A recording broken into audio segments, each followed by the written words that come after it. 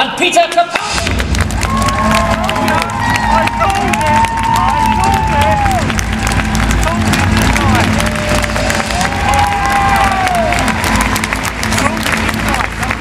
Coming out through there.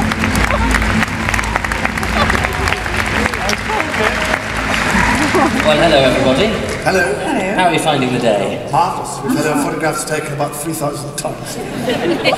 Well, we're going to open this up to everybody, but first I think an introductory question for everybody. Peter, I'm intrigued, when you offered a part like Doctor Who, as an actor, what are the facets of the character that you sort of thought about initially would be the ones that you were keenest to explore?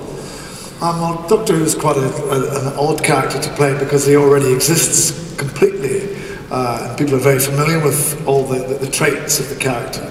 So I was more interested in trying to re-engage with a kind of mystery about the character, which is hard when it's 50 years old and everybody's watched every episode.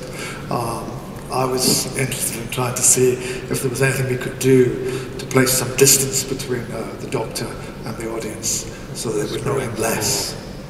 You're introducing a bit more of the Who to the Doctor. And Michelle, so when you... Because you know it's going to be a nightmare, the whole thing. They're going to pump water into the studio, and there's a great shot when we're running down the corridor and the safety doors are closing.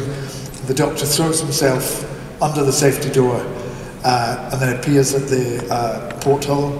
And it was almost classic John Pertwee, because they had a stuntman do the dive, and then I popped up behind the porthole, which was great fun to do. And let's have another picture. We're only going to do 3 of these, and then we'll throw it open to you guys. Oh, so there you are, under the table. Under the table. I loved that table. Yes, that was quite a scary scene actually, and I was properly quite scared on the day, because the Zygon. Because it's funny, because you sometimes think, oh, how scary is it actually going to be? Because I know the guy in the suit. I've seen him in my hotel the night before. That sounds weird. Oh. We all stay in the same hotel.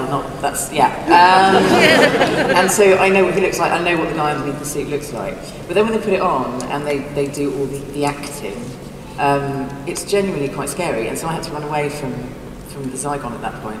And I could see his feet, his massive feet, under the table, coming towards me. And yeah, I was quite